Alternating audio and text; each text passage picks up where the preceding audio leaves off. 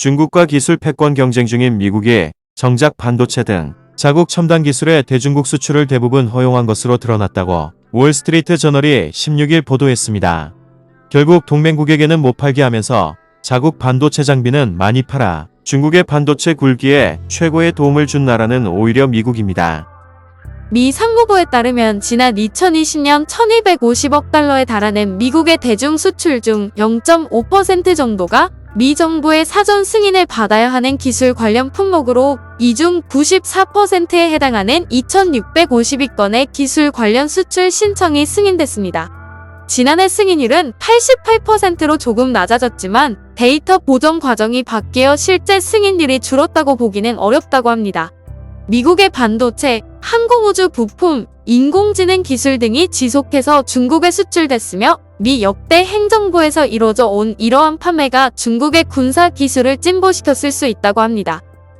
실제로 미국은 도널드 트럼프 행정부 시절부터 중국의 반도체 굴기를 막기 위해 압박을 이어왔지만 유엔에 따르면 미국 반도체 제조 장비의 대중 수출 규모는 트럼프 행정부 시절인 2017년 26억 달러에서 지난해 69억 4천만 달러로 늘었습니다. 앞으로는 중국의 반도체 굴기를 막아야 한다고 외치면서 뒤로는 중국 반도체 장비 수출을 늘려왔습니다.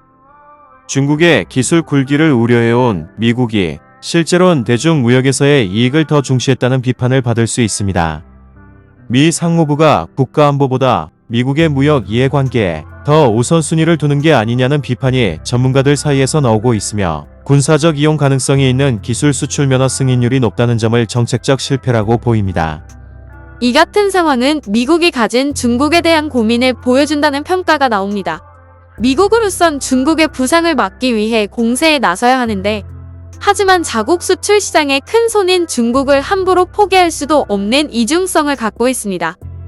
미국 정부는 동맹국의 대중 수출 제한을 정책적으로 독려하는 중입니다.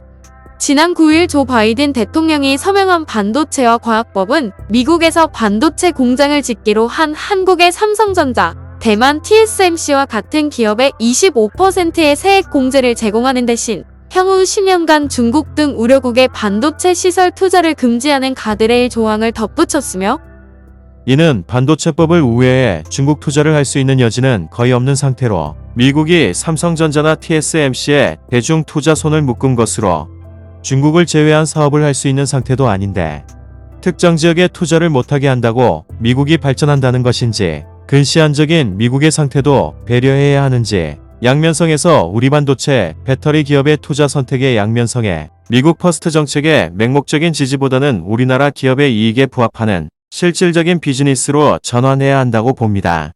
감사합니다. 아무튼 이런 것을 보면 동맹에겐 친구를 원하지만 비즈니스 앤 적과 아군 구분이 안 되는 듯 합니다.